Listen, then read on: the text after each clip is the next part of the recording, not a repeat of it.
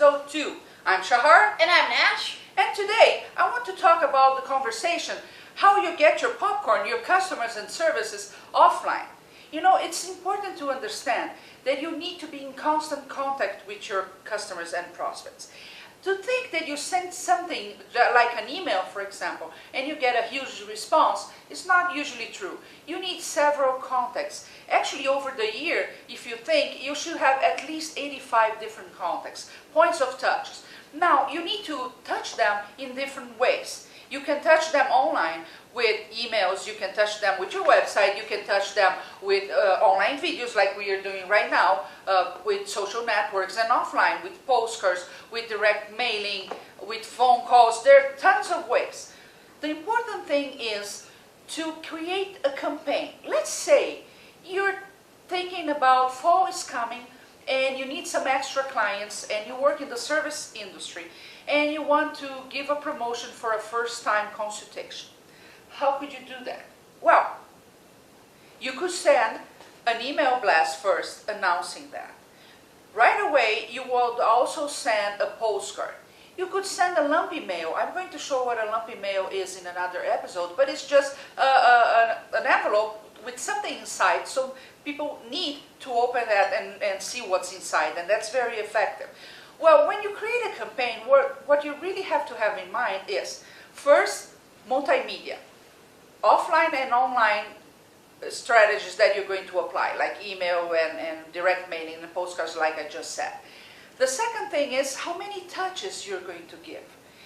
It's normal to have a 6-point touch campaign or a 12-point touch campaign, and how often you're going to send.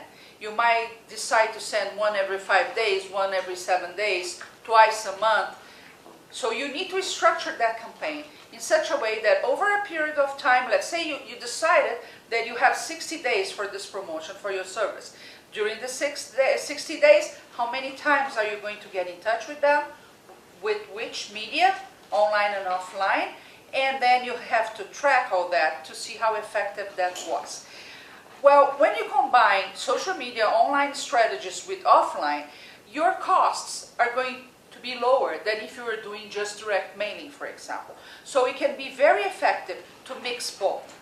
And that's my message for this show. Well, Shahar, you know, one of the things that you said that I really liked was that your costs will be significantly low if you combine those things. Well, I mean, I like that.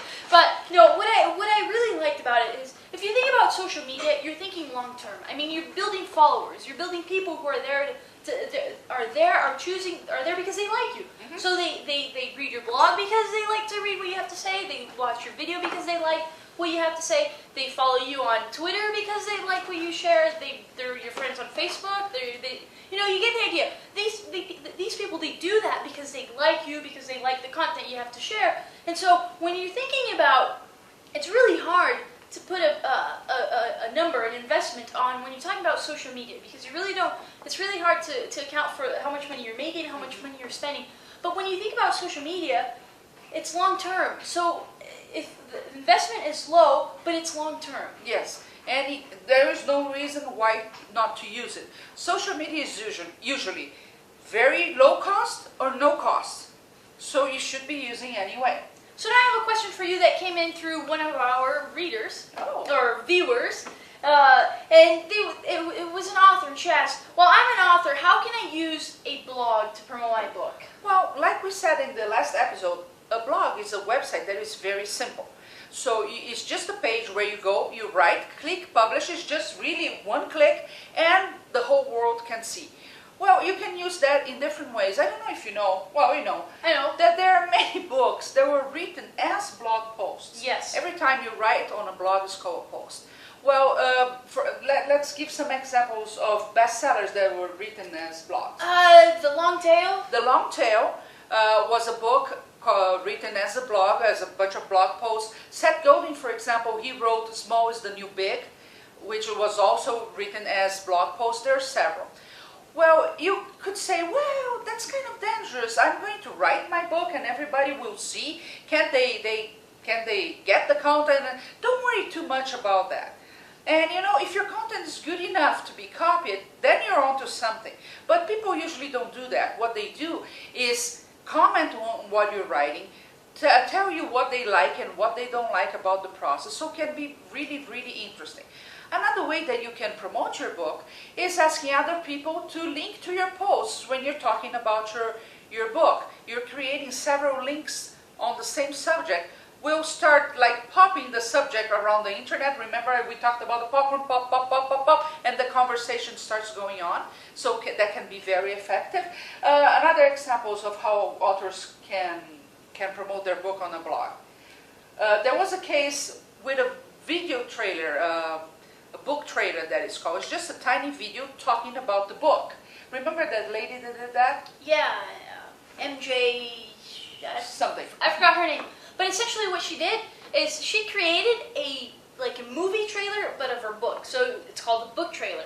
And she posted on her blog and she said, well, you know, every person who links this to their website, every person who puts this video on their website, I'm going to donate $1 to charity. Mm-hmm. And as it turns out, I don't remember the exact figure, but she donated a lot of money to charity and she became known because of that. Because it takes nothing for someone to take that video and put it on their blog, and as a result, they're contributing to some charity organization. And so her video really became viral. Yeah, and as an author, you're always looking for PR. Well, I don't know if you know this, but the media pays a lot of attention to blogs. You know, it's just a lot easier for them because, again, they want to see where there is a new subject popping up out there on the internet, and then they go to the source, and if it's a good story, they'll put it on the traditional media. And we are going to talk about this too today, Google Reader. So if you talk about your book, if you people start commenting, people can leave comments on your blog, which is very, very powerful because that's where the conversation is. Well, you start spreading that. So it can be really powerful. Please blog. Every business owner should be blogging. Now, you need to have something to say. You need to have a story. You need to have a subject that is interesting to people. It's not about you, it's about the consumer. It's all about your bowl of popcorns, the people that follow you, that are interested in what you're doing. This is what you care about. So let's talk about our tool today. Yeah, let's talk about our tool. I don't know that we're going to talk about Google Reader today. We might talk about that some other time. I really want to talk about Google Alerts because really, the idea when you're doing social media is you want to get the word out. You want people to start talking about you, and you want them to create a buzz for you. And in a way, you need to measure that. You need to know if it's working or not. So there's a tool out there called Google Alerts.